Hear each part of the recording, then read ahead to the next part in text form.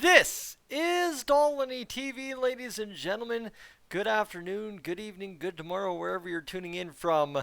This is the first full day the Oilers have sat in the 2022-2023 season with 100 points on the season calendar, and that feels dang good, let me tell you that much. But friends, obviously the bigger storyline there is we've done this for the first time in a long while, back-to-back seasons. And for the Oilers, a big monumental victory last night, as you see here at the bottom of your screen, 3-1 against the LA Kings. So over our past 3 games, the Oilers have, in a combined 9 periods, allowed just 1 goal. And today's title of the video was supposed to be "The Oilers Made the Playoffs with This Goaltending and That Defense." But you know what? I won't be that much of a fool around kind of guy today. We'll actually get to the serious stuff about how great this Oilers team has been down the stretch this year. But before we get there, if you're new to the channel, friends, the housekeeping notes. Yeah, okay. All right, as you're just settling in, if you're just joining me from the U18 Female B Hockey Alberta Provincial Championships, welcome for the first Edmonton Oilers Dolynny TV video you've seen. You might have caught the live stream last night where we were doing the play-by-play, but you've got this instead. I'm a little bit more alive today, as you can feel. But just as the Oilers obviously get it going, if you're new to the channel, love to have you hit that subscribe button. I didn't actually ask for that. My apologies while I had the graphic up. But as the Oilers are doing things going into the last 4 games of the regular season, right? We've got about 8 days left in the regular season. We've got a game tonight against the Anaheim Ducks. I'm pretty sure. I'm almost certain that that's the case. I think it's a back-to-back against the Ducks in which Jack Campbell should be getting the start. Sorry, I've been a little bit scrambled up. I did see the Oilers tweet out their game lines today, so let me just go here and pull that up on the old cell phone. You think I'd come prepared, but as it comes together for the Oilers, 8 p.m. puck drop against the Anaheim Ducks.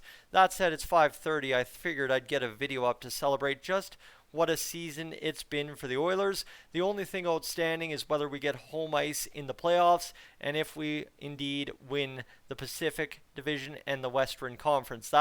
There's 3 tiers to this, right? 3 tiers to how this could all shake out for our Edmonton Oilers.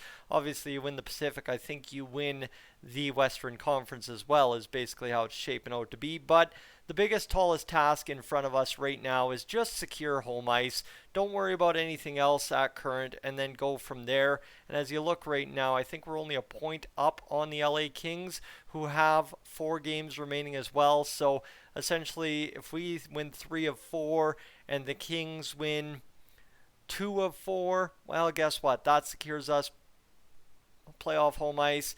If we win all 4 by some miracle here, and I mean there is a good chance we do it based on how well we've been winning lately.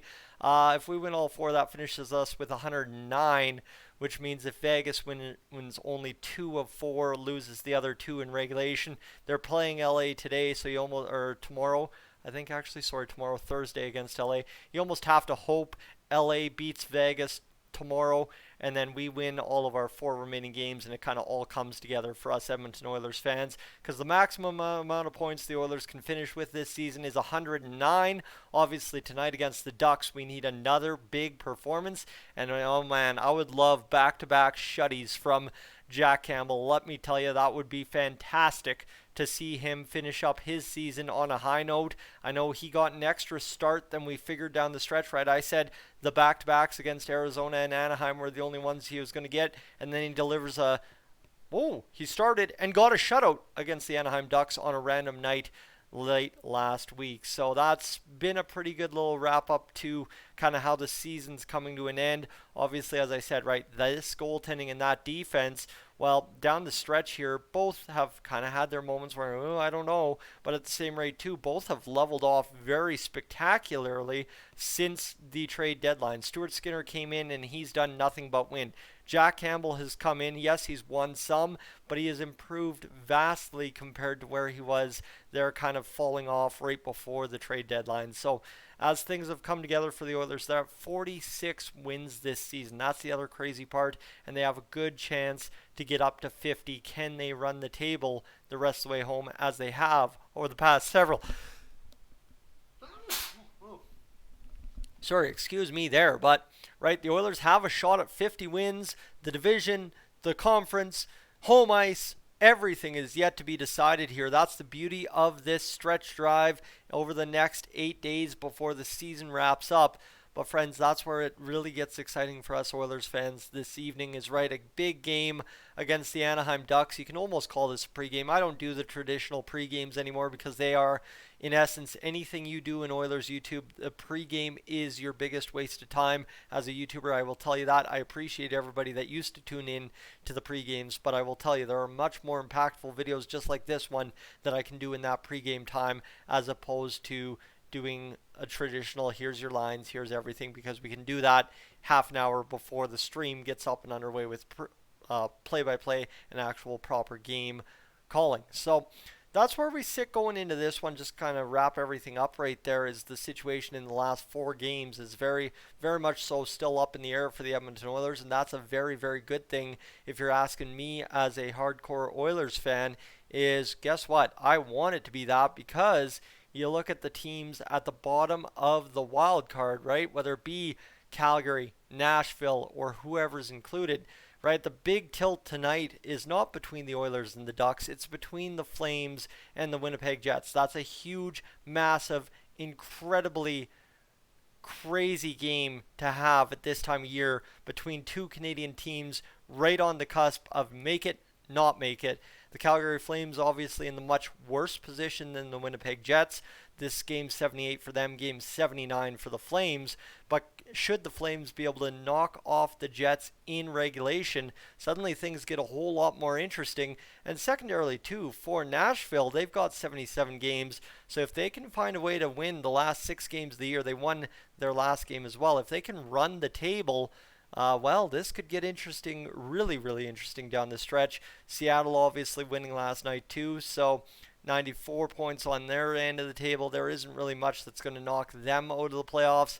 I don't think anything. They are all but clinched at this point. One loss from Calgary or Nashville at this point would pretty much secure their spots. So it's pretty much just wrapping up here now, just deciding where everybody sits.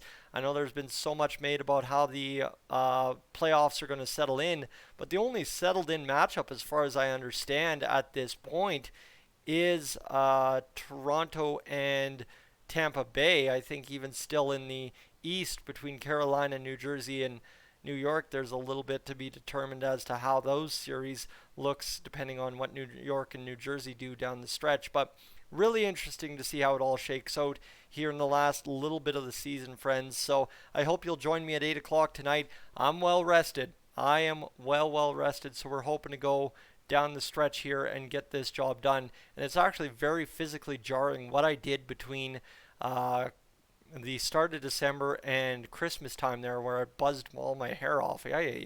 What was I doing? That go back and watch the World Juniors coverage. That was not thinking so good, but not a good look. But friends, I'm Tyson. This is Dolynny TV. I am up on Oda here.